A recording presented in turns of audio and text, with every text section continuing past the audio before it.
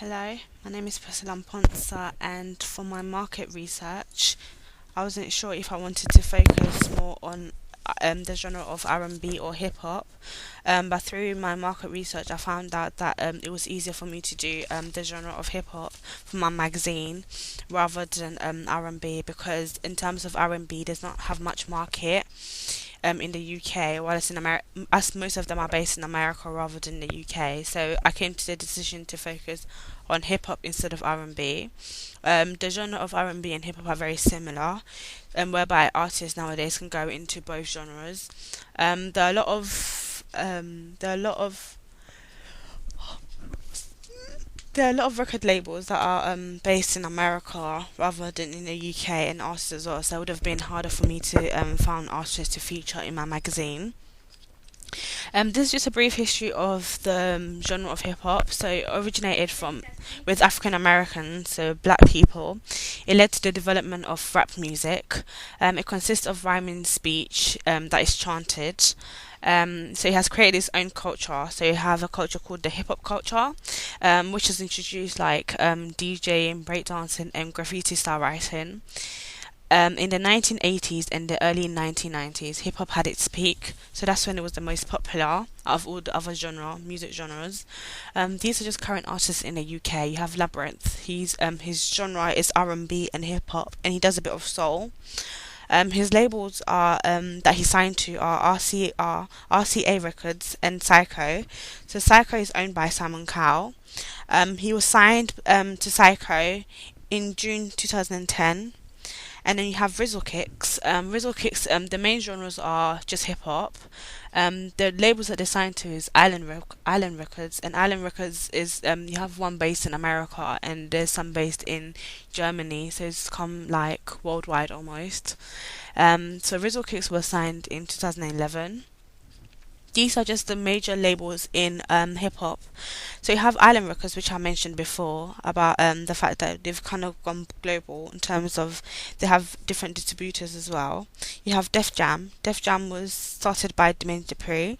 Demain Dupree was an artist himself. He focused more on R&B and hip hop, and through that he started his own like recording label, whereby a lot of artists nowadays are signed to Def Jam, like Jay-Z signed to Def Jam.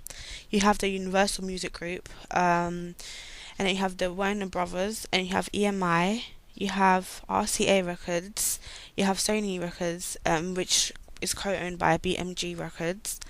You have Atlantic Records, which has artists like Trey Songz. And then these are just the independent record labels that represents hip hop. So you have Nappy Boy, which is owned by T Pain. You have Disturbing the Peace, which is owned by Ludacris. You have Uptown Records. You have Doggy Style Records, which is owned by Snoop Dogg. You have Big Dada Records. You have Flavor Records, which is actually based in the UK, so it's a UK record label. You have G Unit label, which is owned by 50 Cent and the rest of his group and the rest of the artists. You have Finger Licking Records, and there's Young Money as well, which is owned by Lil Wayne and other artists such as Nicki Minaj. They all own Young Money Records. From my research, I found out that loads of artists nowadays have started signing up, making up their own record label, whereby they will promote either other artists or sign other artists to the label. I also found out that it was easier for upcoming artists to sign by indie labels rather than major labels, because in terms of major labels, it's really hard to get promoted or to get signed by major labels, so most of them turn to independent labels. So these are just like magazine covers of current like hip hop magazines that are out there. Like I said before, when I went to the shops, it was really hard to find which magazines were aimed at hip hop, because obviously there was not much market in the UK for hip hop. So these are just example of the magazine covers. As you can see, most of the magazines, the mastheads tend to be on the left hand side of the page rather than like in the middle or at the bottom. And most of the artists that are featured on the front cover tend to be men, and they all seem to have kind of like dominance, like power, especially with like Jay-Z's one. He's looking straight ahead, so he has angle of gaze, so it's quite intimidating the way he's been posed and the colours used as well. And then you have another one of you have other examples of magazines like the ludicrous one that's quite intimidating as well. It almost looks like he's threatening. I don't know, his look just looks like he's staring right at you, so he's looking right through you. And then another example is Snoop Dogg, which again is quite intimidating. The look. So basically, what I found out was that in terms of the magazines, a lot of artists that I use that, like the men that are used on the front cover, tend to have this sort of like mean look about them. And I think it attracts more to the young men rather than women.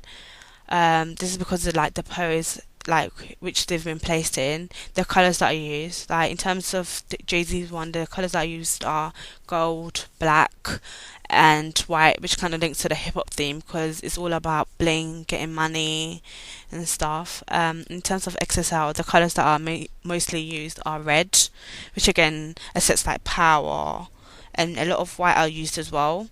I think that works really well because you can see the contrast. And then a lot of like women that are artists that are featured on magazines tend to be very sexualized. If you look at the King's magazine of Keisha Cole, there's they all seem to have her body displayed. So what I'll try to do for my own music magazine is have a female artist on the front cover to see if people would buy it. But in order for me to do that, I've done the research. I've done like a survey on SurveyMonkey to see if people, like especially men or women, would buy music magazine, a hip hop one, if a woman was featured on it. And the feedback where I got was most of them said that they would buy it. It doesn't matter if a woman's on there, and it seems to concern them that a lot of women are very sexualized. But then again, the boys said that most of them would buy it if a girl is sexualized. So in a sense, I understand why the magazine companies, decide to sexualize women in order to have obviously more market. So that brings me to my target audience. For my target audience for my music magazine, I'll be focusing on teenagers. I think that I can relate more to if I had done it to teenagers because they tend to listen to more hip hop magazines, hip hop music rather than older generations. So the following colors that I'll be using will be gold. Like in terms of the hip hop one, hip hop magazine use quite a lot of gold as well. I'll be using black, and I'll be using white as well.